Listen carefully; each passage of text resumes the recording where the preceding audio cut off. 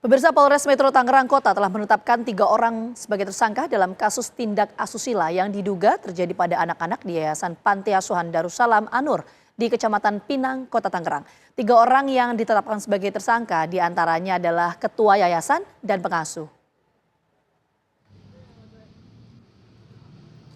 Polres Metro Tangerang Kota telah menetapkan 3 orang tersangka dalam kasus tindak asusila yang diduga terjadi pada anak-anak di Yayasan Panti Asuhan Darussalam An-Nur di Kecamatan Pinang, Kota Tangerang.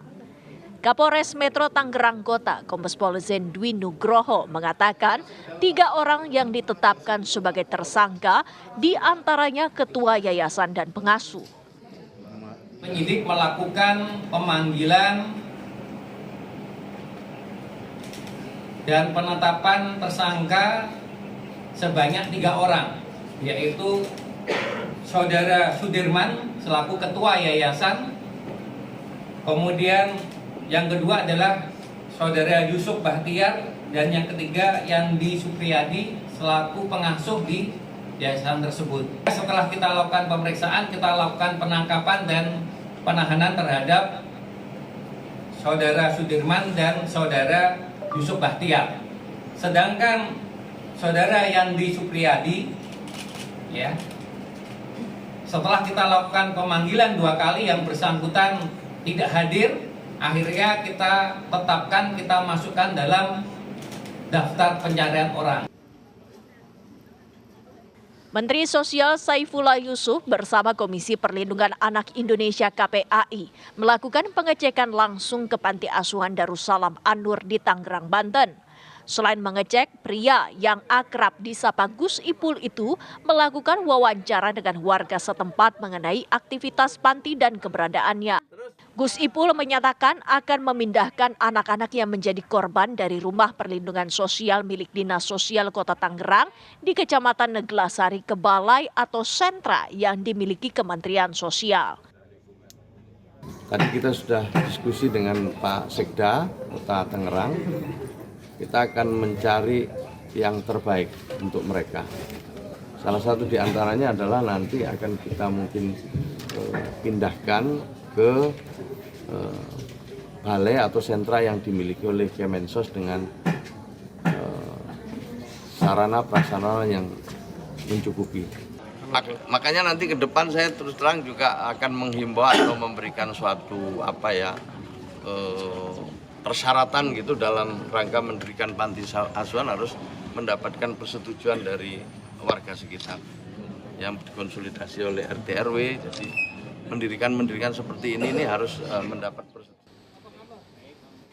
Hingga Selasa kemarin, Polres Metro Tangerang Kota menerima 7 laporan dari para korban pelecehan seksual di Panti Asuhan Darussalam An-Nur, Kunciran Indah, Pinang, Tangerang Kota. 7 laporan itu diterima sejak 2 Juli 2024 dengan rincian 4 anak dan 3 dewasa. Tim TV One mengabarkan. Pemirsa, polisi mengungkap terdapat 7 korban dugaan pencabulan di Panti Asuhan di Kunciran Indah, Kota Tangerang, di mana semua korban berjenis kelamin laki-laki. Bagaimana proses rehabilitasi sosial para korban? Sudah bergabung bersama kami Dirjen Pemberdayaan Sosial Kementerian Sosial, Mira Riyati Kurniasih. Selamat petang, Bu Mira. Bu Mira, sebelum kita bicara soal kondisi para korban, mungkin yang ingin kita tanyakan terlebih dahulu, status dari Panti Asuhan ini legal atau ilegal, Bu? Terima kasih Mbak Gina Vita ya. Terima kasih.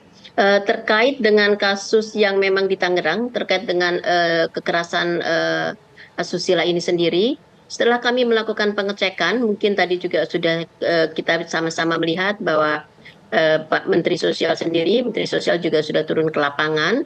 Ternyata memang Panti Asuhan ini belum berizin, artinya adalah ilegal. Yang kalau kita lihat sebenarnya Panti Asuhan atau LKS ini kan sebenarnya adalah bentuk wujud peran masyarakat dalam penyelenggaraan kesejahteraan sosial.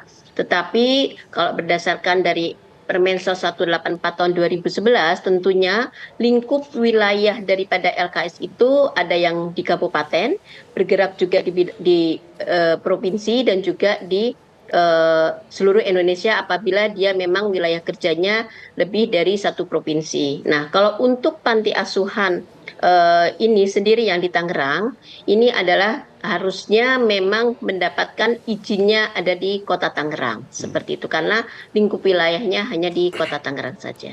Ya. Baik, Bu Mira, kan saat ini ada 7 korban yang sudah melapor. Apakah ada kemungkinan jumlah korban ini bertambah? Karena salah satu orang tua asuh menyatakan sempat ada 32 orang yang bercerita kepada Ibu asuh ini. Menurut dari Kemensos sendiri seperti apa? Ya, ini sedang dilakukan penelusuran seperti itu untuk kita melakukan tracing terlebih dahulu, sehingga kami dari Kementerian Sosial dengan kejadian ini sebenarnya memang menjadi pembelajaran buat kita bahwa seluruh LKS ini memang betul-betul harus melakukan izin.